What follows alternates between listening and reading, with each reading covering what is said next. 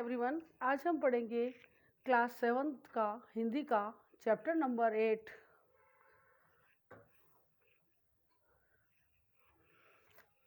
प्रेमचंद, जो एक जीवनी है। प्रस्तुत पाठ में महान कथाकार प्रेमचंद के जीवन संघर्ष को रेखांकित किया गया है। अपना जीवन अत्यंत गरीबी और अभावों में काटने के बावजूद उन्होंने उर्दू और हिंदी में महान साहित्य की रचना की। गौरी सूरत, घनी काली भौहें, जो छोटी छोटी आंखें, नुकीली नाक, बड़ी बड़ी और गुच्छी हुई विरल मूंछों वाला यह मुस्कुराता चेहरा किसका है? यह चेहरा प्रेमचंद का है। लगता है अभी हंसने वाले हैं, लगता है अभी जोरों से कह लगाएंगे। वाराणसी उत्तर प्रदेश से 6 किलोमीटर दूर लमही नामक गांव में शनिवार 31 जुलाई 1880 को धनपत राय का जन्म हुआ। माँ बाप ने नाम रखा था धनपत। चाचा लाड़ प्यार में कहा करते थे नवाब। पिता का नाम था अजायब राय। डाक खाने में किरानी थे, इसी से लोग उन्हें मुंशी अजायब लाल कहा करते थे। माता का नाम था आनंदी, अक्सर बीमार रहती। पिता को दवा दारू में फुर्सत नहीं मिलती थी। धनपत 7 वर्ष का ही था कि माँ चल बसी।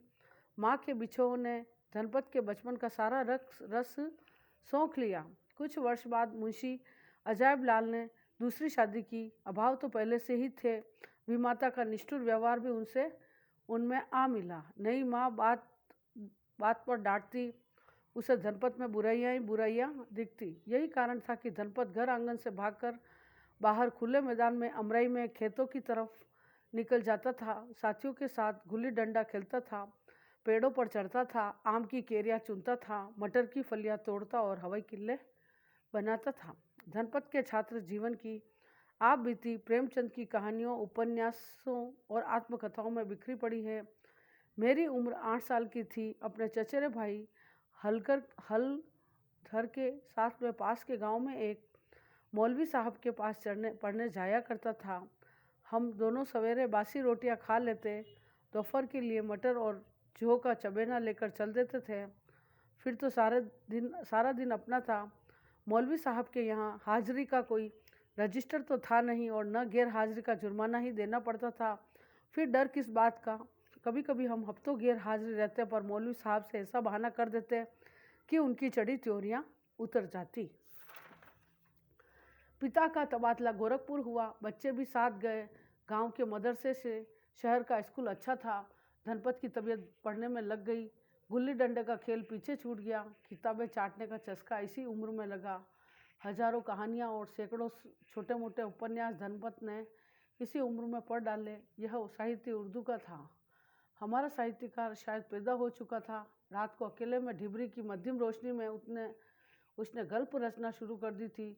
20 पन्ने यूँ ही लिख जाना और उन्हें फाड़ डालना, यह सब कितना अच्छा लगता होगा तब धनपत को। उन्हीं दिनों पिता ने शादी करवा दी। निश्चय ही उसमें सौतेली माँ की भी राय रही होगी। जो लड़की धनपत के लिए चुनी गई वह धनपत को कभी पसंद नहीं आई।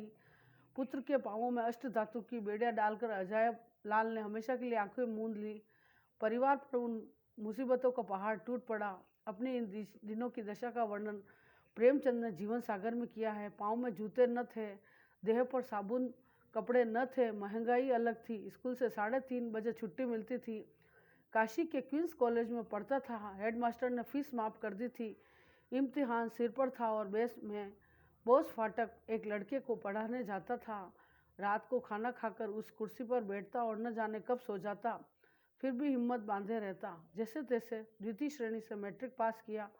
गणित से बेहद घबराते थे। इंटरमीडिएट में 2 बार फेल हुए। निराश होकर परीक्षा का विचार ही छोड़ दिया। बाद में जब गणित के विकल्प में दूसरा विकल्प विषय लेना संभव हुआ, तभी धनपत राय ने यह परीक्षा पास की। 1919 में बीए भी कर लिया।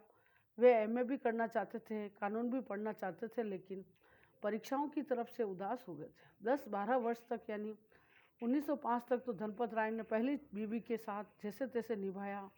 जब उनके पास एक दिन भी निभाना मुश्किल हो गया तो शिवरानी देवी नाम की एक बाल विधवा से शादी करके धनपत राय ने समाज के सामने भारी साहस और आत्मबल का परिचय दिया। उन्होंने 1907 में कहानियाँ लिखनी शुरू की।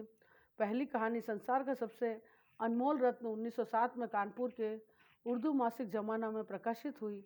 जमाना उस समय की राष्ट्रीय पत्रिका थी। 1905 से 1920 के दरमियान प्रेमचंद ने बहुत कुछ लिखा।